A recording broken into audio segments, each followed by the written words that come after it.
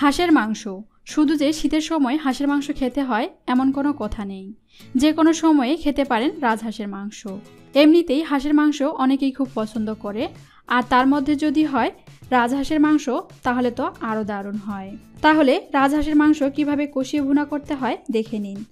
আর তার আগে আপনাদের কাছে ছোট্ট একটাই অনুরোধ রইবে, যদি আমাদের রেসিপিগুলো আপনাদের ভালো লেগে থাকে তবে অবশ্যই সাবস্ক্রাইব করুন এবং পাশে থাকা বেল আইকনে ছোট্ট একটা ক্লিক করুন, তাহলে সবার আগে আমাদের রেসিপিগুলো আপনার নোটিফিকেশনে পৌঁছে যাবে। রাজহাঁসের মাংস রান্না করার জন্য এখানে নিয়েছি রাজহাঁসের মাংস প্রায় 700 গ্রামের মতো। আর রাজহাঁসটাকে পরিষ্কার করে আগুনে পুড়িয়ে ঝলসিয়ে নিয়েছি, তারপর কেটে পিস পিস করে নিয়েছি। আর হাঁস কিভাবে আগুনে পুড়িয়ে ঝলসিয়ে নিতে হয় এর একটি ভিডিও দেয়া আছে। এখন এই মাংসের মধ্যে যা যা মশলা দিব দেখে নিন। প্রথমে দিব পেঁয়াজ। পেঁয়াজগুলো আমি গোল গোল করে অনেকটাই মোটা করে কেটে নিয়েছি, সেগুলো দিয়ে দিব। এবার দিব 2টা সাদা এলাচ ও একটা কালো এলাচ। এলাচের মাথাগুলো আমি ভেঙে দিয়েছি।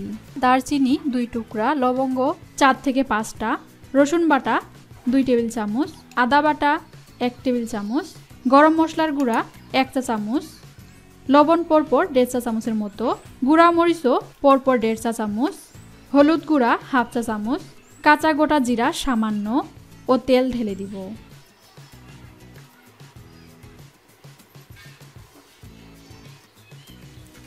তারপর সবগুলোই হাত দিয়ে ভালো করে মেখে নেব। মাখা হয়ে গেলে কিছু পানি দিয়ে দিব এবং হাতটাকে পরিষ্কার করে নেব। এবার প্যানটাকে চুলায় বসিয়ে দিব এবং চুলা ধরিয়ে নিব। তারপর ঢাকনা দিয়ে সবগুলো সিদ্ধ করতে দিব 10 থেকে 15 মিনিটের জন্য। 10 থেকে 15 মিনিট হয়ে আসলে ঢাকনা তুলে নিব এবং মাংসগুলো কষিয়ে যাব। কষাতে কষাতে পেঁয়াজগুলো যখন একটু গেরিমেরি হয়ে আসবে তখন দিয়ে দিব 2টা গোটা রসুন ও নেড়ে চেড়ে যাব। দেখেন মাংসগুলোতে কেমন ফেনা তুলতেছে। এবার পানি দিয়ে দিব এবং কষিয়ে যাব মাংসগুলো।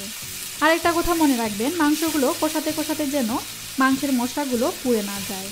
এই মাংস ভুনার মূল থিম হচ্ছে মাংসগুলো সময় নিয়ে কষাতে হবে, তবে মশলাগুলো যেন একটুও না পুড়ে যায়। তার জন্য মাংসগুলোর মধ্যে পানি দিয়ে কষাতে হবে এবং মাংসে ফেনা আসলে আবারও পানি দিয়ে কষাতে হবে। এভাবে কয়েকবার যদি পানি দিয়ে মাংসগুলো কষিয়ে নেন তাহলে মাংসগুলো অনেকটাই জুসি ও টেস্টি হয়।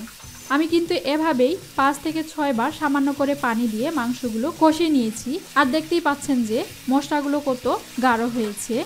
আর আমি কিছু মাংস আপনাদের তুলে দেখাচ্ছি, কত সুন্দর দেখাচ্ছে আর মশলাগুলোও কিন্তু পুড়ে যায়নি, দেখে নিন। আর এমনই ভুনিয়ে মাংস আমরা প্রায় হোটেলে খেয়ে থাকি। আর আমি আপনাদের এর আগের ভিডিওতে কিভাবে হাঁস পুড়াতে হয় বা ঝলসিয়ে নিতে হয় তার একটি লিঙ্ক নিচে ডিসক্রিপশন বক্সে দিয়ে দিব, সেখান থেকেও দেখে নিতে পারেন হাঁস কিভাবে পুড়িয়ে ঝলসিয়ে নিতে হয়। আর মাংসগুলো প্রায় হওয়ার পথে চলে এসেছে এবং মাংসের গন্ধে মুমু করতেছে রান্নাঘরটা। আর কিছু মাংস তুলে দেখাচ্ছি কত জুসি হয়েছে মাংসগুলো, দেখে নিন। আমার রান্না হয়ে গেছে, এবার চুলা বন্ধ করে নামিয়ে নিব। আমার মাংসগুলো রান্না করতে প্রায় 1 ঘন্টার মতো লেগেছে, আপনাদের কম বেশিও লাগতে পারে রান্না করতে। আর কত জুসি ভাব চলে এসেছে মাংসগুলোর মধ্যে এবং খেতেও সেই টেস্টি হয়েছে। অবশ্যই ট্রাই করবেন, না হলে কিন্তু মিস করবেন। যদি আমাদের রেসিপিগুলো আপনাদের ভালো লাগে তবে অবশ্যই লাইক, কমেন্ট এবং শেয়ার করবেন এবং আমাদের আরও নতুন নতুন ভিডিও আপডেট পেতে চাইলে অবশ্যই আমাদের চ্যানেলটিকে সাবস্ক্রাইব করবেন এবং পাশের বেল আইকনে ছোট্ট একটা ক্লিক করবেন। সো অনেক অনেক ভালো থাকবেন, সুস্থ থাকবেন। ধন্যবাদ।